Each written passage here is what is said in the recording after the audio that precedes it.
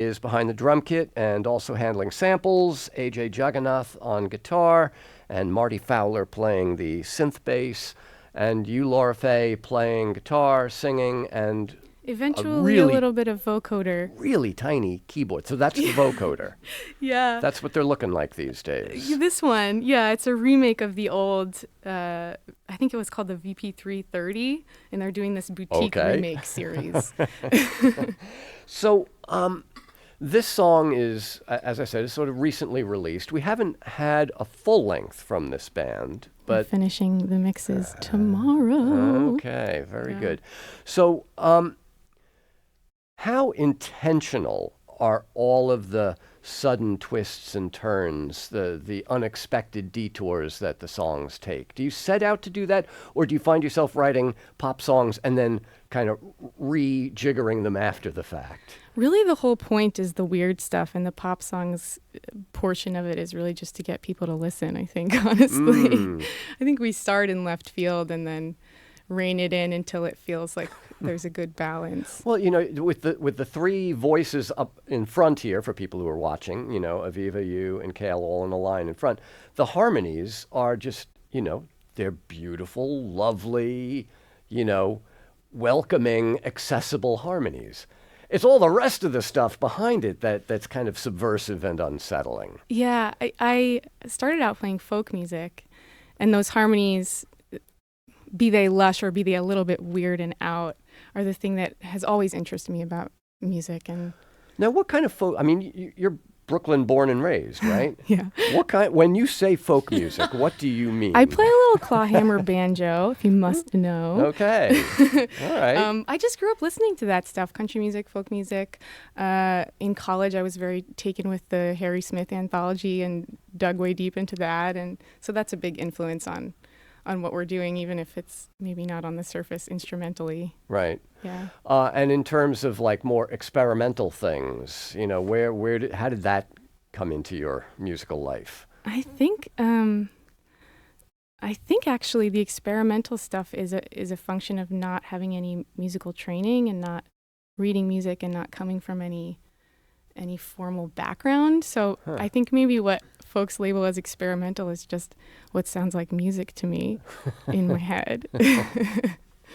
Well, so we've had the chance in the past to hear some EPs, things like that, and I found your song called simply Beatles to be very telling, because it's basically a remake of While My Guitar Gently Weeps. Except we never say that. Right. Yeah. You never actually give us that phrase. You sing most of the rest of the song, and all the chords are, the sort of arpeggiation is stripped away, and it's just this kind of ambient, almost drone behind you.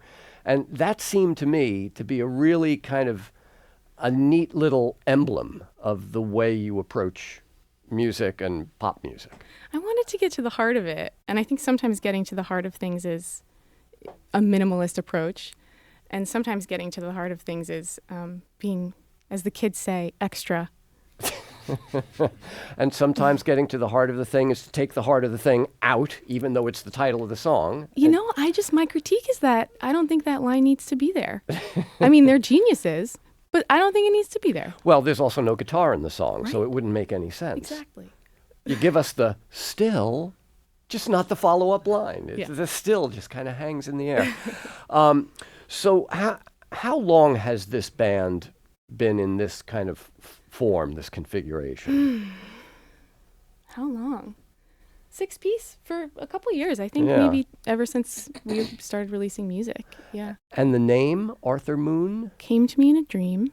Okay. I never buy that. I never believe when people tell me that their band names came in a dream. Marcel Duchamp had an alter ego named Eros with 2 R's. C'est la vie. Cute little. Bilingual pun. Yeah. And Marcel just came to me in a dream and told me I was Arthur Moon. There's no pun, though, which I said, Marcel, why is there no pun? There's no pun. Okay. In it, so you're putting the finishing touches on the first LP from the band. Yes. Do you have a title?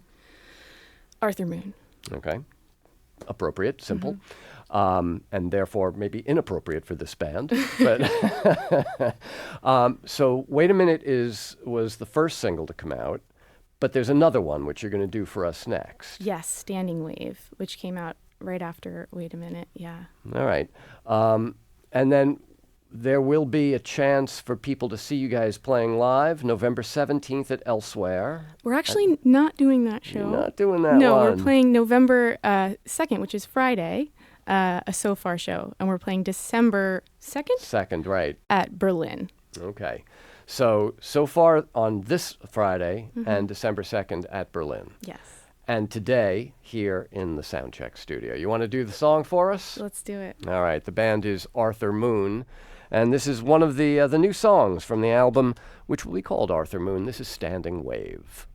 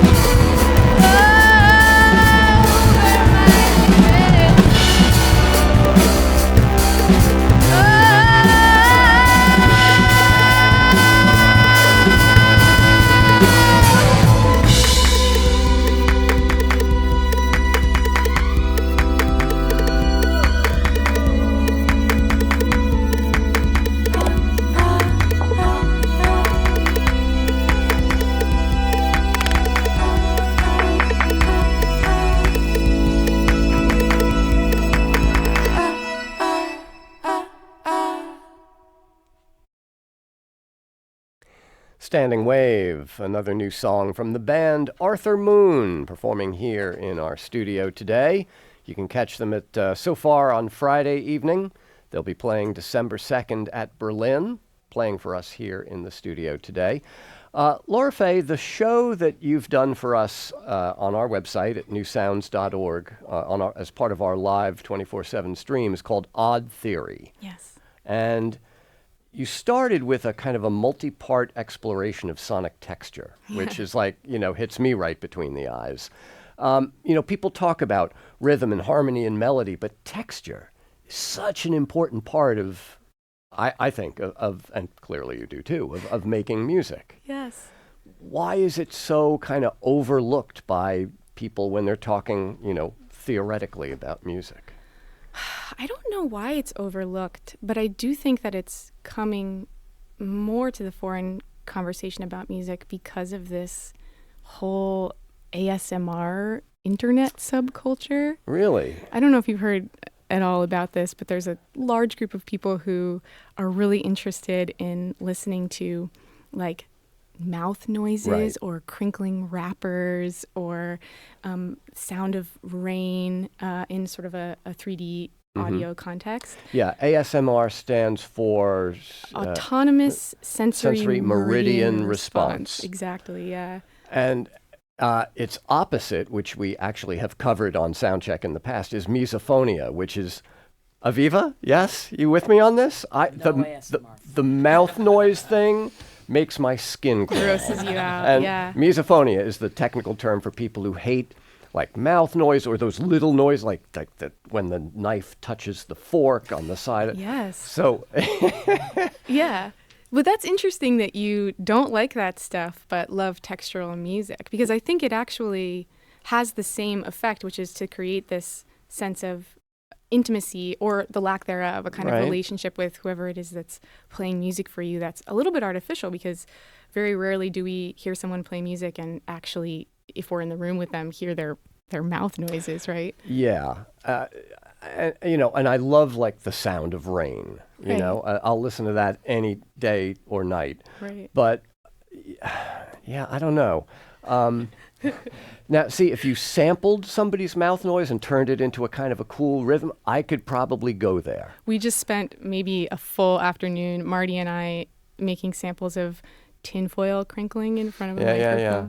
Coming soon on our Matthew Deere has created some really kick-ass rhythms out of just like small little utterances that he makes or records from someone else. And, that's really cool. Yeah, and I think that's why this whole texture question is becoming more and more popular. I think it's because of electronic music and because people are using so much more to make music. Because of sampling, Right.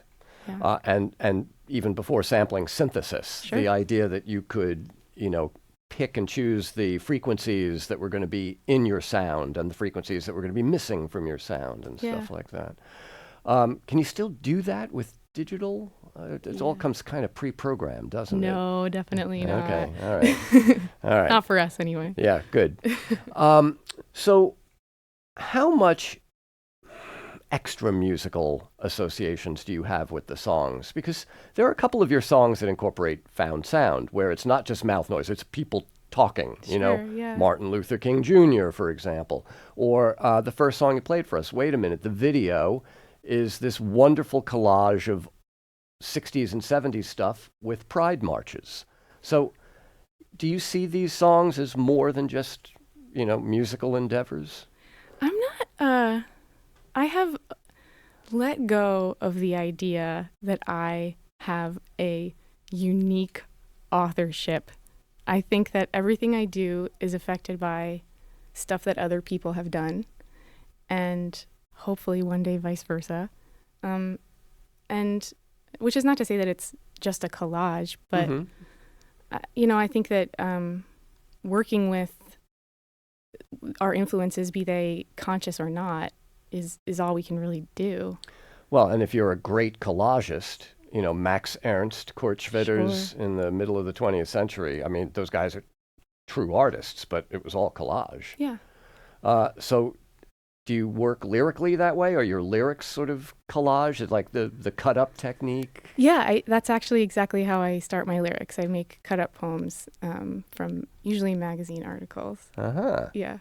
All right, now, the two you've played so far are out there on the internet. Yes. But this next one is not. This is another new song from the forthcoming record to be called simply Arthur Moon. And it's called Infield? Infield. Is that a baseball reference? Yes. Or? It is? Yes. Are you a baseball fan? I was a softball player in high school. Ah, okay. When I started, I was telling you guys this embarrassing story. When I started high school, my mother sent in, they asked the parents to send in ID photos for the kids. And my mom did not tell me this and sent in my softball pose photo. Your baseball card pose? Exactly. And I show up, I didn't know, and I show up at school and like, this is on my ID card. And everyone called me batter up for the rest of the year. Okay. It's very embarrassing. Did you play infield? I played first base. Yeah. That is my spot. Do you still play? Yeah. No, I wish I did. Do you play? We have a team here. You do? Yes. A co-ed team. I would love to play. All right, you're on the team. Okay, I can't hit. Yeah. No, okay. None of us can. Okay. You'll fit right in. All right, so let's hear the song. It's called Infield from the band Arthur Moon.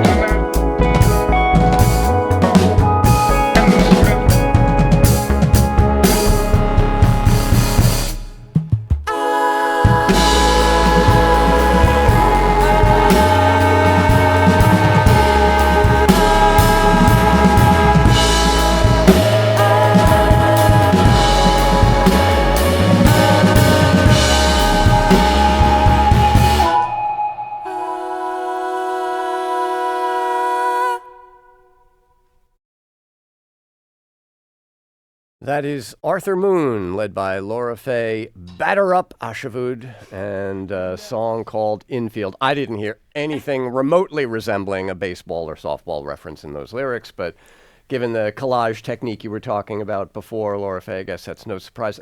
But that was the voice of Martin Luther King, wasn't it, in the sample? Yeah, you can tell, huh? Yeah. Even if you can't hear the words, it's just something it's about... so distinct. Yeah. Yeah. Well, we were talking about texture, Yeah. and sometimes a voice Yeah. can have that texture, too. Does the collage technique extend to the music, or is it just the lyrics? I think that the way our process works, I so very much value being challenged and pushed by my collaborators that often it does end up feeling like a collage in the arrangement process. I'll usually bring a mostly finished song unless it's a co-write, which that one was a co-write with Kale and Marty.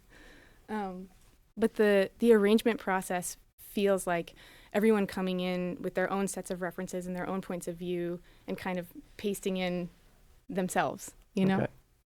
So it's a genuine band. Sure. Yeah. I mean, it's a band effort when you hear these 6 people in a room like this playing live, which you'll be doing Friday at So Far. Yes. And December 2nd at Berlin. When does the album come out? Any idea? Hopefully soon. We're finishing mix tomorrow, so as soon as we can get it out into the world, we will. All right. Yeah. Well, Lora-Faye, we play on the North Meadow at Central Park. I'll expect to see you there next season. Wait. The band is Arthur Moon. They've been with us here on this edition of the Soundcheck Podcast.